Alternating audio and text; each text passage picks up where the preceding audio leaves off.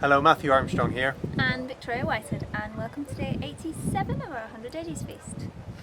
We had an email from Marcus from the UK, and Marcus is a plastic surgeon, and Marcus was asking about skin rejuvenation and skin tightening when losing weight, because it's something I'm sure he sees a lot of people coming in for tummy tucks and getting staples and things like that.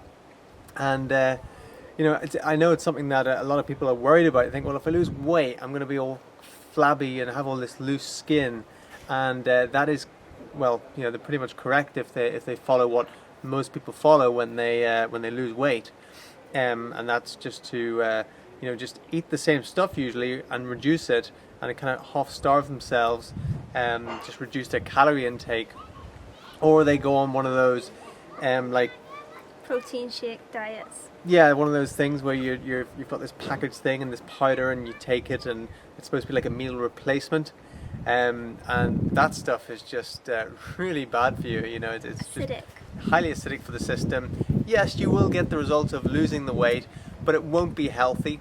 It really won't be healthy, and you won't regenerate. You'll just get a lot of stuff out of your body, but you won't actually regenerate any tissue. You won't be rejuvenated from it. So can you? Then the question is, is there a way to lose weight and at the same time for the skin to regenerate and to tighten? And absolutely there is. Absolutely. Just myself as an example. At one point I weighed about 80 pounds more than I weigh right now. I used to be a bit of a gym rat when I was younger, so I was in the gym 4 times a week, pumping a lot of weight, eating a lot of food, eating big meals like that every 3 hours, just to get really big. It was just this like an obsession. So yeah, I was like literally almost about 80 pounds bigger than I am now, and I've trimmed down, and you can see from the previous videos that my skin is very, very tight, very, very tight on all around my body. So that skin is obviously has regenerated itself and been able to do that. Also scars reduce, things like that as well. If you're eating real food, raw, organic if you can, living foods basically, enzyme rich, micronutrients, that's the sort of food you want. If you're eating processed food, if you're eating all cooked food, it's not going to do it. You really do need the raw living foods, and you can do that through the juicing, through the smoothies, through eating the salads, just making up nice raw meals. And then yes, your skin will regenerate, it will tighten in. I've seen lots of people who have had massive shifts. Mine was like pretty small.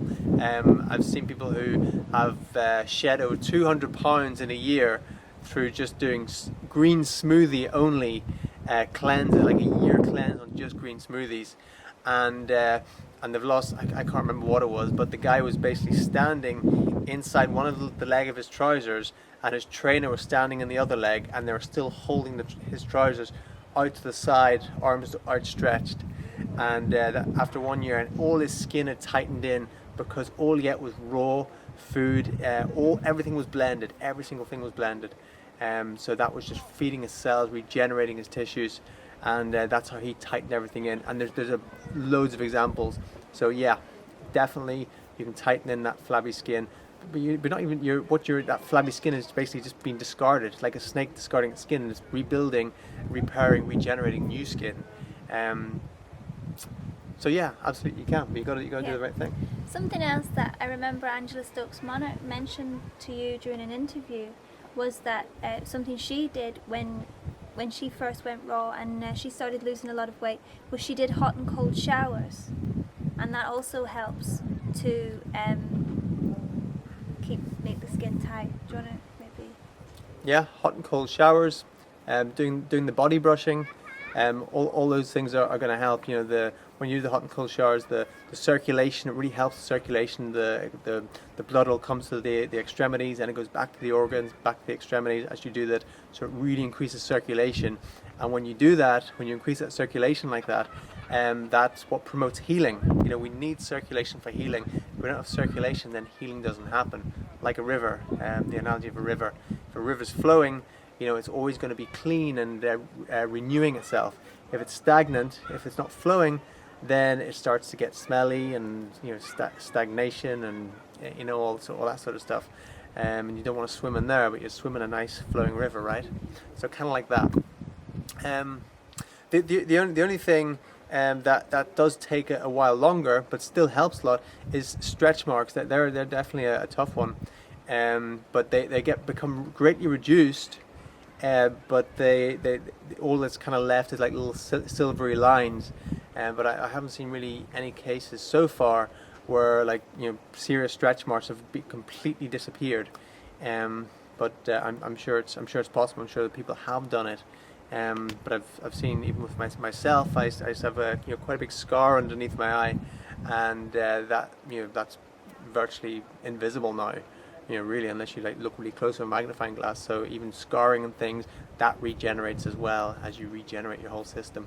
You know, there's intelligence in every single cell in our body, and we can send out messages, you know, from our center, and you know, the intelligence center, and we can literally regenerate anything. So it doesn't matter what disease there is, it's possible to you know, completely reverse anything out there, right?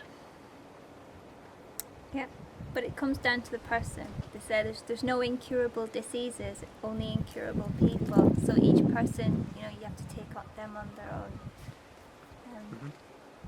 Incurable just means curable from within. So yoga posture for today, simple hand one. Actually, what I would invite you to do is make up your own hand yoga posture, something that suits you, something that you intuitively feels good. This is one that I do. It's not something I was taught, but it's something that I find very effective. And I basically get my two thumbs together, and I get my four index fingers together, and then I get my two little fingers together, and I basically place my thumbs against my solar plexus, and then I point the little fingers towards the ground, and then I point the index fingers towards the sky. And I just have them gently placed there, and then I breathe into that area. And I find if ever I'm a little like overwhelmed, or if there's lots of different projects and I'm thinking, what do I do first? You know, that sort of feeling, everyone's had it. Then I will simply do that, stand very centered, not on one foot, both feet together, equal weight on both feet, and place the hands in that position, and then just breathe in through the nose, into that area, breathing in and out. And I find that really centers me, and allows me to make a choice. And instead of being, oh, I've got all these things, it suddenly goes, okay, now do this, and it centers and balances. So what I invite you to do is find something that works for you. You know, just intuitively sit there and do different things with your fingers, put them together. How's that? Put them together like this, whatever.